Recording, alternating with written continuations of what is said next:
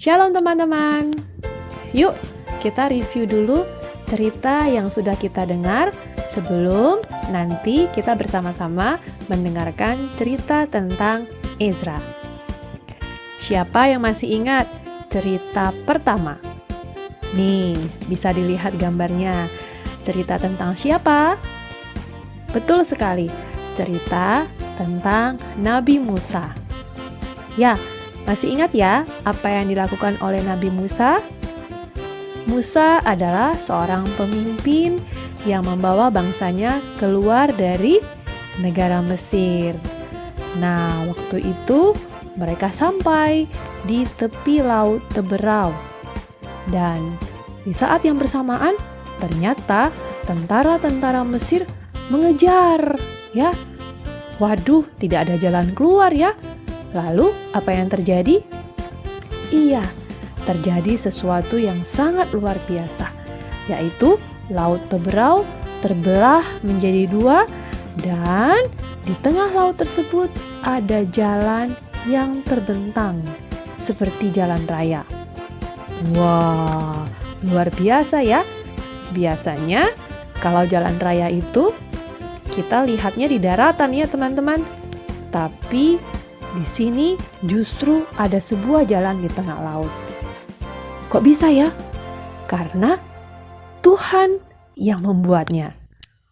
Hebat sekali ya Tuhan bisa membuat jalan di tengah laut Teberau. Iya dong, kan Tuhan yang menciptakan alam semesta ini, termasuk laut. Jadi, mudah saja buat Tuhan untuk membuat jalan di tengah laut. Akhirnya, apa yang terjadi? Puji Tuhan, Musa bersama dengan orang-orangnya selamat sampai di seberang. Bagaimana dengan tentara Mesir? Aduh, kasihan sekali mereka. Mereka tenggelam karena laut Teberau yang tadinya terbelah sudah tertutup kembali dan menenggelamkan para tentara Mesir. Nah, teman-teman, cerita yang kedua masih ingat? Tentang angin ribut, atau bisa juga kita bilang tentang angin badai atau topan. Cerita tentang siapakah? Iya, cerita tentang Yesus bersama dengan murid-muridnya yang waktu itu mereka mau menyeberang dengan menggunakan perahu. Ketika mereka menyeberangi danau, apa yang terjadi? Iya, tiba-tiba ada angin badai, ada topan yang menyebabkan kapal mereka hampir tenggelam. Apa yang dilakukan oleh Yesus? Tidur, betul. Dan tentu saja murid-muridnya panik ya, karena kapal mereka sudah kemasukan air. Lama-lama nanti bisa tenggelam. Akhirnya mereka membangunkan Yesus. Apa yang terjadi setelah itu? Iya, masih ingat ya perkataan Yesus? Diam, tenanglah. Apa yang terjadi teman-teman? Angin ribut atau badai atau topan pun berhenti, tenang. Ombak yang tadinya bergelora pun tenang. Wah, luar biasa sekali ya. Murid-murid pun heran melihat peristiwa itu. Dan mereka bersyukur karena akhirnya mereka tiba di seberang danau dengan selamat. Kok bisa ya teman-teman? Ketika Yesus menghardik atau mengatakan dengan suara keras, diam, tenanglah, kepada angin ribut atau kepada badai atau kepada ombak yang sedang bergelora, seolah-olah mereka mendengar perkataan Yesus dan patuh. Karena Yesus sesungguhnya Tuhan. Tuhan yang menciptakan alam semesta, termasuk angin, betul. Nah, karena Tuhan yang menciptakan, ya mudah saja bagi Tuhan untuk menghentikannya. Wow, luar biasa sekali ya teman-teman. Nah, dari dua cerita ini, kita bisa melihat tentang Tuhan yang menciptakan alam semesta ini dan menunjukkan kemahakuasaannya. Untuk itu teman-teman, kita semestinya senantiasa harus percaya kepada Tuhan dan senantiasa selalu memohon penyertaannya. Ya, sama seperti Musa yang ketika menghadapi kesulitan dan juga ketika murid-murid Yesus berada di tengah danau, lalu ada badai, mereka semuanya memohon pertolongan kepada Tuhan. Kita juga demikian ya. Oke, kita akan dengarkan cerita berikutnya ya teman-teman. Ada seorang yang bernama Ezra yang mau melakukan perjalanan yang jauh. Kenapa? Karena sebenarnya Ezra bersama dengan orang-orang yang akan ikut dengan dia dalam perjalanan nanti, sebelumnya mereka itu tinggal di sebuah negeri asing yang bernama Babel. Dan mereka tinggal di sana bukan sebagai orang yang merdeka, tapi sebagai tawanan.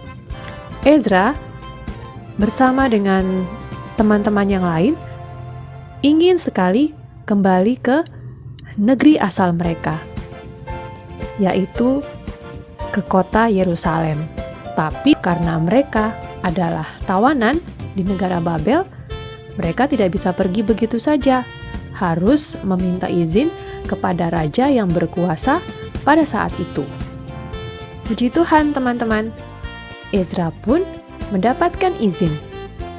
Bahkan raja memberikan emas dan perak yang banyak kepada Ezra. Wah, Ezra sangat berterima kasih dan bersyukur kepada Tuhan. Dan akhirnya pun mereka bersiap-siap. Ezra sempat khawatir teman-teman, karena dalam perjalanan yang jauh itu, ia harus membawa harta benda yang banyak.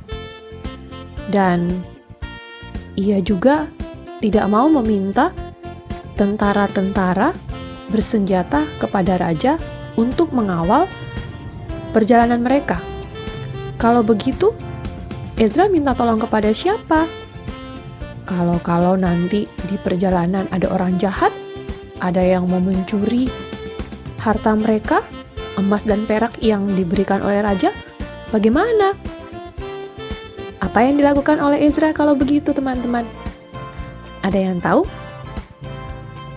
Ya, betul. Ezra berdoa kepada Tuhan.